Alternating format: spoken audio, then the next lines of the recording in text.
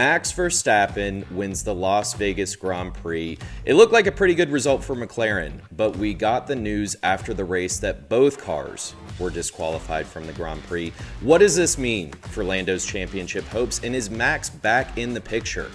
Because of the disqualifications, it was a pretty good day for Mercedes. Are they now in a firm position to take home P2 in the Constructor standings? And is there any hope for Ferrari to get out of P4 in those same standings? We have a lot to talk about coming out of the Las Vegas Grand Prix, and it's all coming up next on the Chicanery Podcast.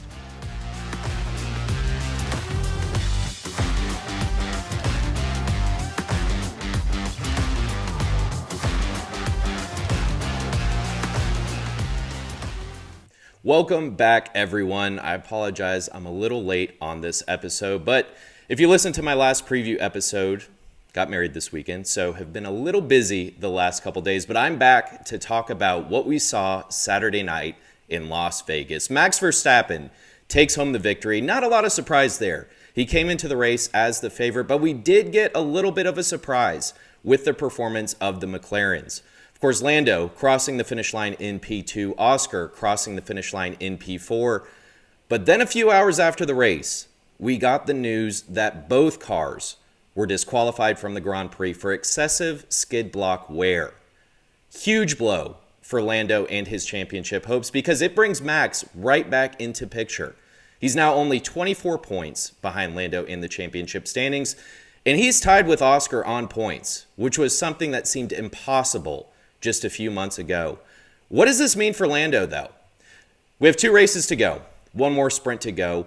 It is a huge blow for Lando because it brings Max right into play, but I think he's still in a very good position to take home this championship because realistically, if you look at the final few races, he can afford to finish third in the sprint, in the Grand Prix in Qatar, in the Grand Prix in Abu Dhabi, and no matter what happens ahead of him, he'll still be champion. So he is still in a very good position, but at the same time, if he has another DNF, a mechanical failure, a disqualification, and Max capitalizes on it, if Oscar capitalizes on it, wins the race, gets 25 championship points, that championship lead is completely gone. So things are still getting very tense for Lando, and there's a lot left to play in these final 2 race weekends. I do like Lando's chances, though, because we are heading to Qatar, but at the same time, this was a race that Max won last year. The sprint race was one that Oscar won. Of course, Lando gave him the lead at the end, but we did see Oscar win in 2023 in the sprint race in his rookie year. So there is a lot of favorability to Max and Oscar going into this next race weekend, but then we're off to Abu Dhabi, and I think that's where Lando's strengths will really show. We saw him win very dominantly last year. So again, I think he's in a good position to win this championship and take it home, but the pressure is definitely ramping up, and Max is inching closer and closer and closer. Now, one thing to watch out for, and this was reported after the Grand Prix, apparently there were some rumblings after Brazil from a lot of the other teams that one of the teams, and we now know it's McLaren, was exploiting a loophole in the rules with skid block wear. Could that be something that we saw in Vegas? Could that be why McLaren had the excessive skid wear, ended up getting the disqualifications? Definitely something to watch out for as we head into Qatar. But again, just a crucial blow for both McLaren drivers, really, because especially for Oscar, 2 months ago, he had just a huge championship lead in the standings. Now it's completely evaporated. He's lost it to his teammate, but now Max has caught up to him too. It's probably very likely that Oscar finishes P3 in the standings, which I guess at his age, at this point in his career, again, his 3rd season. So for him to be in this position this early on in his career says a lot about his abilities, but definitely a hard lesson for him to learn as this season closes out. But for Max, just a brilliant weekend from him. We knew he would probably be strong at this track with straight line speed and just the strengths of this car, but also where this Red Bull car has come over the last few race weekends. He had a dominant weekend and a dominant performance. Now, going to the Grand Prix, of course, Lando had pole, made a pretty aggressive move at the start. I don't really fault Lando for doing that. It was a move we've seen plenty of times from Max, getting the jump start, not jump start, but getting the better start off of the line, immediately diving down to block off that driver in P2. I don't fault him at all. Of course, it did backfire on him. He goes off track, loses the first place position to Max to start the race.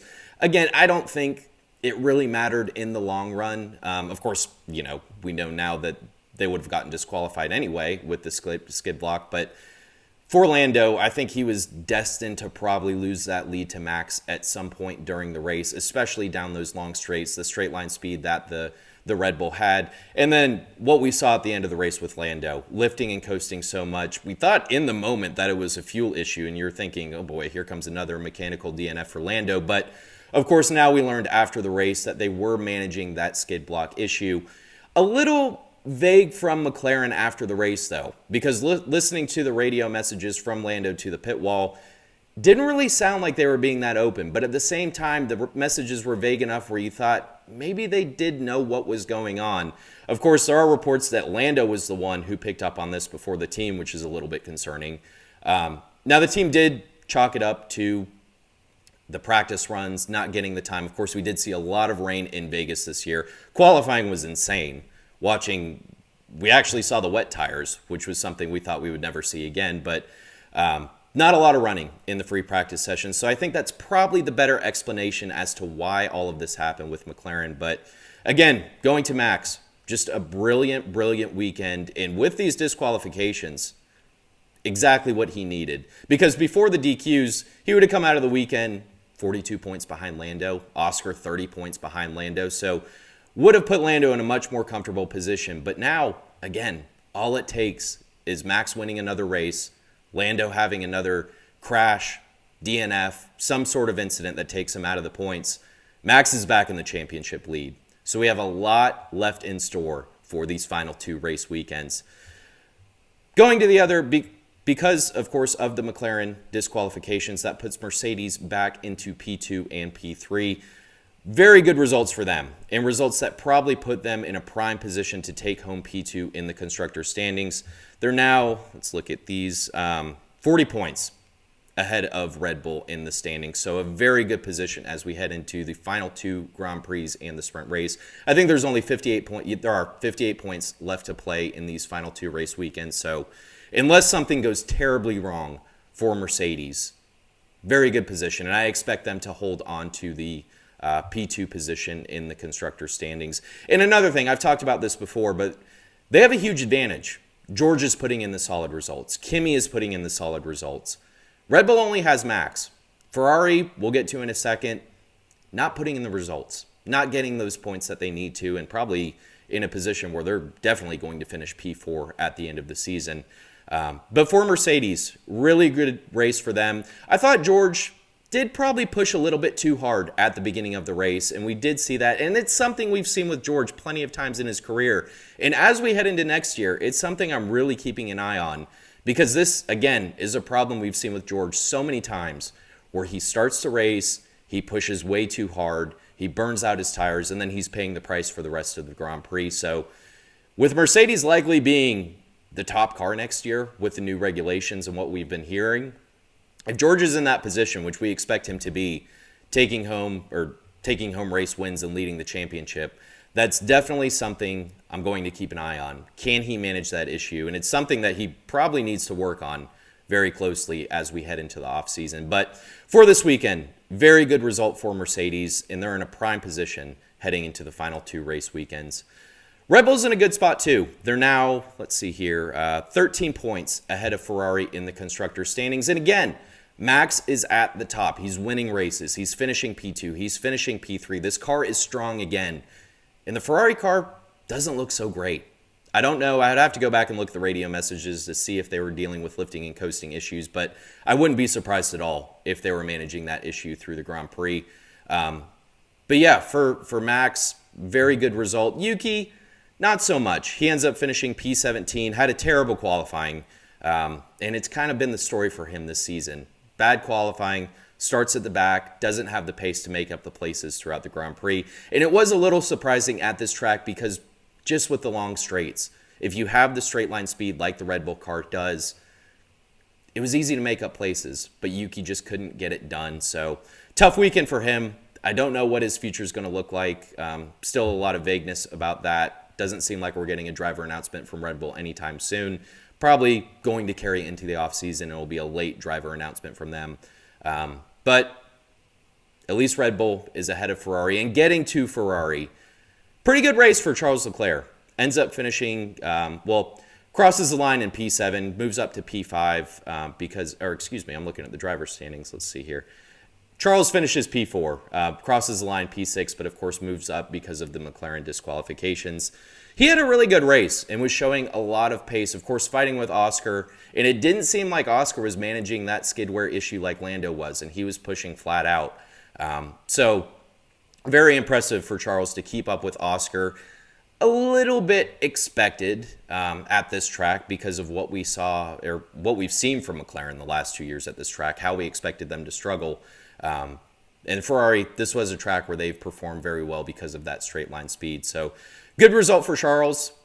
Not exactly the result that the team needed, though. Again, they're sitting 13 points behind Red Bull in the Constructor standings. And the way things are looking, it seems pretty certain that they're going to finish P4. Lewis, though, ends up finishing, P8 in the Grand Prix. Crosses the finish line P10, but of course moves up 2 spots. He's just not putting in the results that his teammate is. And we got some pretty concerning comments from him after the Grand Prix in the media session. Now, we do get this from Lewis from time to time where he's just down in the dumps, hard on himself, just kind of kicking himself about, just not performing the way that he wants to. But he was asked about next year. He was asked about this season, finishing out this season, if he's excited to just finish out the season and put it behind him. He, of course, said he was, which I'm not surprised at all. But he was also asked about next season and said he doesn't have any hope for next season either. Not what you want to hear from Lewis. And there's been a lot behind the scenes. Of course, he did make those comments a few race weekends ago. I can't remember exactly what race weekend it was, but that there were a lot of things behind the scenes with Ferrari that are going on that we don't know about. There were the comments from John Elkin a few weeks ago that the drivers need to shut their mouth and basically deal with this car and stop complaining. It's pretty obvious now that there's a lot of tension between Lewis and Ferrari management about what has happened this season and where things are moving forward. Definitely something to keep an eye on. I expect Lewis to be there next year. I don't think we're going to get anything crazy where Lewis retires out of nowhere or they void his contract. I don't even know if they would be able to, if there are any clauses in his contract that would allow them to. But I do expect Lewis to be in the Ferrari car next year. But to hear him say that he's not excited at all about next year, he's already pessimistic, not what you want to hear. And I think the reality is sinking in. He has been nowhere with Charles this season. He has had a few results where he's finished ahead of him, but not what you expected to see. And I think reality is sinking in that his prime is behind him. He's not the same driver that he used to be. And I think we can all see that. And it's understandable. He's 41 years old now. It's hard to keep up with those driving abilities as you age, keep up with those reflexes. And it's pretty obvious. Now, I don't think when it's all said and done that we're going to look at Charles Leclerc as the better driver than Lewis Hamilton. Lewis is without a doubt one of the best drivers in Formula One history, if not the best driver in Formula One history. But Father Time is undefeated. And I think Lewis is finally realizing that and finally realizing that he might not ever get ahead of Charles. So tough to hear him say that. But at the end of the day, not too surprised. All right, let's get to these midfield teams. For a lot of them, it's a good day for one driver, not so great day for the other driver. Let's start with Williams. Carlos Sainz ends up finishing P5, crosses the finish line P7, of course, but moves up a couple places. Really good result for him and really good result for the team.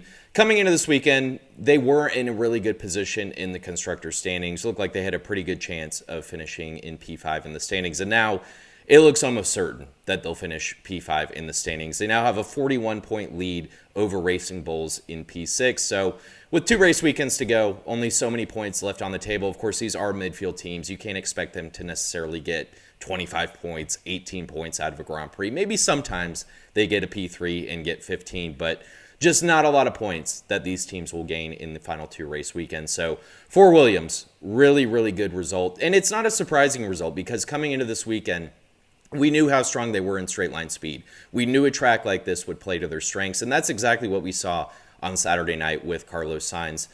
Different story for his teammate Alex Albon, just dealing with issue after issue. Had his radio go out and couldn't communicate to the team, so ended up having to come into the pit stops. They didn't do what they needed to do, and then he had to come in a second time. Ends up retiring from the race on lap 35. So DNF for him.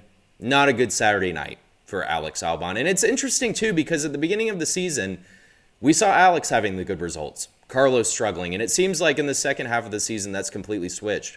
Now, Carlos is putting in the solid results weekend after weekend after weekend. Alex, not so much.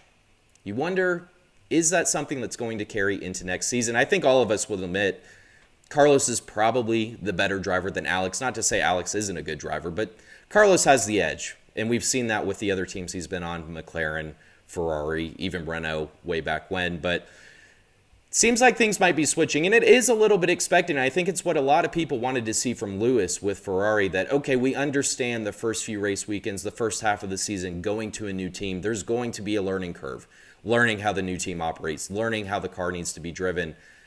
But that should switch, like we've seen with Carlos. So very good result for Carlos, very promising results for him the second half of the season, and something that should help him carry the momentum into next season. But at least for Williams, the result that they needed Saturday night, getting a P5 and getting 10 championship points, which grows that lead a little more over Racing Bulls. But going to Racing Bulls, pretty good result for them too. Isaac Hadjar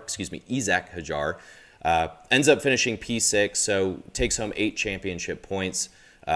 Really good result for him. And they have a little more pressure in the standings because they now come out of it 90 championship points in the standings. Haas is now in P7 with 73 points. So 17-point lead heading into the final 2 race weekends. That can change. There is still room for Racing Bulls to screw some things up. And Haas looks really strong now and should be strong in these final 2 race weekends. So a little bit of pressure on Racing Bulls, but still in a pretty good position, and one that I would feel pretty comfortable in if I were them. Different story for Liam Lawson. He ends up having another lap 1 incident, ends up finishing the Grand Prix in P14. He and Gabriel Bortoleto, I don't know what was going on with them at the beginning of the race. Just Gabriel's a rookie. Liam is considered a rookie. I don't really consider him a rookie because he's been around since 2023. It's just been broken up, and this is his first full season. But those 2 race starts by them. Of course, Liam just crashing into Oscar. Oscar was lucky that his race didn't end at that point. I guess it really wouldn't have mattered anyway with a disqualification. But both those moves by Liam barging into Oscar at the start of the race, Gabriel barging into Lance Stroll at the start of the race, just things that you see. I mean, it's for anyone who does sim racing out there, it's what you see when you're doing your first race and you don't know how to control the car. Just trying to make as many overtakes as you can, locking up the tires, just crashing right into the cars ahead of you. Not what you want to see from them. And again, this is just a trend for Liam Lawson, where weekend after weekend, he finds himself in some sort of incident with another driver, picking up some sort of damage, picking up penalty points.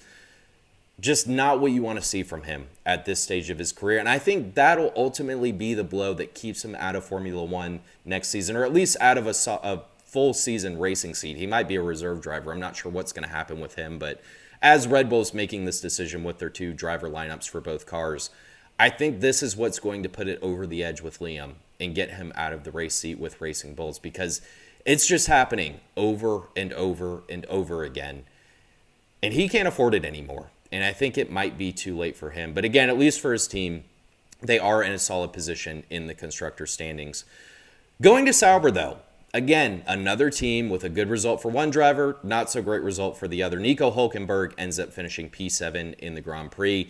And of course, Gabriel ends up retiring from the race after the second lap. Just too much damage for him to carry on throughout that race. So tough result for him. I give him a little more leeway than I do for Liam Lawson, because we haven't seen this that much with Gabriel. You see it every now and then. We've seen a few mistakes from him, but it is expected in your rookie season, especially at a new track like this, where he's never started off line going into Turn 1 in Las Vegas. So a little bit of a hard lesson for him to learn. But again, at least for Sauber, they did get some points coming out of the Grand Prix. Now, they do come out of the race weekend still in P9 in the standings with 68 championship points, but only 4 behind Aston Martin, only 5 behind Haas. So definitely some ground that they can make up over these final 2 race weekends, and we'll see exactly how that plays out in Qatar and Abu Dhabi. But a really good result from Nico Hülkenberg, and honestly, I was a little bit surprised that he was able to look that great on Saturday night because I was expecting them to struggle a lot with straight line speed and a lot at this circuit with how many long straights that we have, but they look good and they put it all together, and that's very promising as we head into the final 2 race weekends.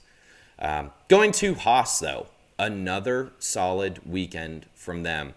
Esteban Ocon finishes P9, Ollie Behrman finishes P10, so just a few championship points for them. But again, with how tight this Constructors fight is, they're now in 7th with these results, jump ahead of Aston Martin.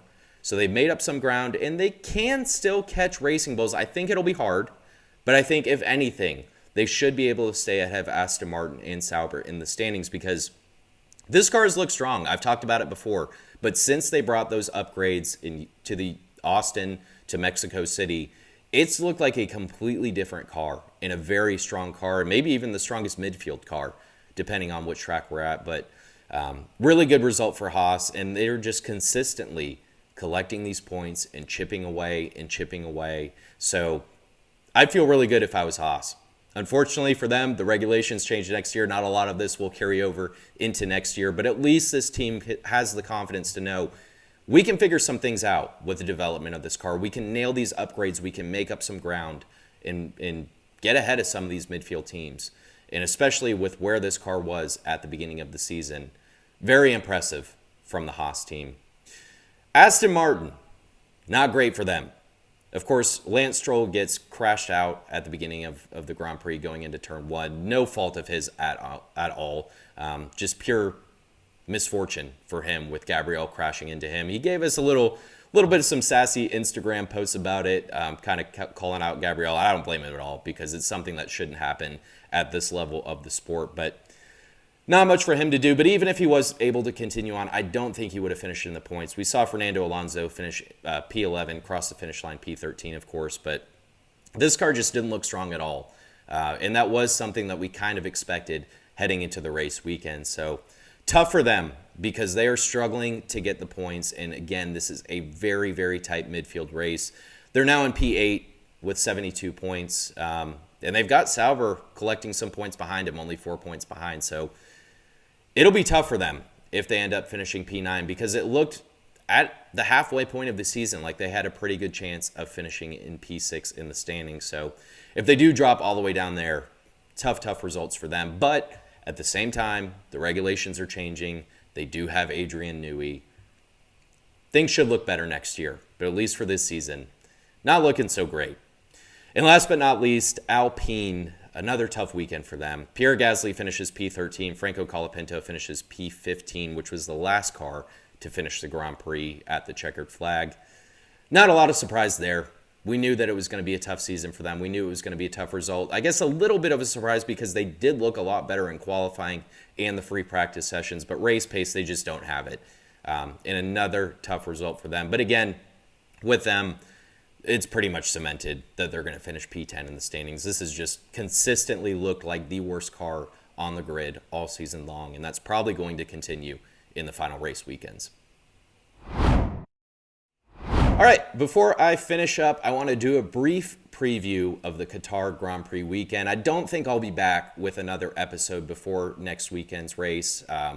Just, again, on the honeymoon, so a little preoccupied right now. We're running around a little bit, but very important weekend, as we know, going into the last sprint weekend of the season. A lot of points on the table and a lot of movement that can be done in the standings. Now, a lot of people going into this race weekend expect McLaren to have the edge over the rest of the field, really, but especially over Max and the Red Bull car. I don't know, though, because this was a race that Max won last year. This is a track where we've seen Red Bull look really strong. And one thing to watch out for is McLaren with this whole skid block issue.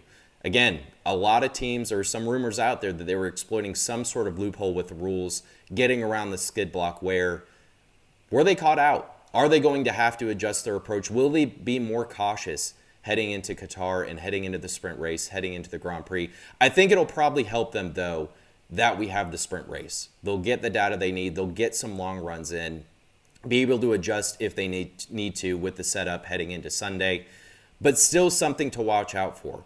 But for the sprint, I like Lando to take home the victory. I like Max finishing P2. I like Oscar finishing P3. And I think those three drivers, both in the sprint and the Grand Prix on Sunday, that's probably going to be the top three that we see. The order, though, could be up in the air. But I do like Lando to take home the sprint race or the sprint win on Saturday night. And again, we've just seen it the second half of the season. Oscar just hasn't been putting in the results. But at the same time, this has been a track where Oscar has looked pretty strong. Of course, he won the sprint race in 2023. Had a pretty good result last year, too. But again, Max won this race last year, so you can never count them out, especially with how they've looked for the rest of, or the second half of the season with this late season surge. But Max on Sunday, I think I like him to take home the Grand Prix. And they have looked so strong this second half of the season. We know how great of a driver Max Verstappen is. We know he can handle this championship pressure. And I think at the end of the day, this isn't a championship that he really expected to win. And he has nothing to lose at this point. And he knows all of the pressure is on these two McLaren drivers. So again, I like Lando on Saturday night, but I like Max on Sunday night. But for Lando, he'll still be in a good position, I think, unless he has some sort of just terrible result with a DNF, mechanical failure, picking up damage, whatever the case may be. As long as he finishes in the top three, both Saturday night and Sunday night, he should be in a really good position heading into Abu Dhabi. After that, though, it's probably going to be a close battle between Mercedes and Ferrari. I do expect Mercedes to drop down a little bit. Vegas was a very favorable track for them. And Ferrari should look a little better in Qatar, I would think. They did look pretty good there last year, too. But where these teams are, where Ferrari has been this season, it just doesn't look like they have the car to put in the results that they need to. And again, that's why I think they're very likely going to finish P4 in the standings. But I do expect those two cars to be close. But it should be a good weekend. It should be a very eventful weekend. And we should have a lot to talk about coming out of Sunday. All right, that'll do it for today's episode, recapping the Las Vegas Grand Prix weekend. Again, sorry for being a little late. But I will be back after next weekend's Grand Prix. Don't know exactly when I'll be back with another episode, but I'll try to do a quick little video, just kind of going over things, going over where everything stands coming out of that race weekend. But again, with the sprint race, with the Grand Prix, 33 points on the table, I think we'll have a lot to talk about coming out of Sunday. Thank you to everyone for tuning in and listening. Till next time.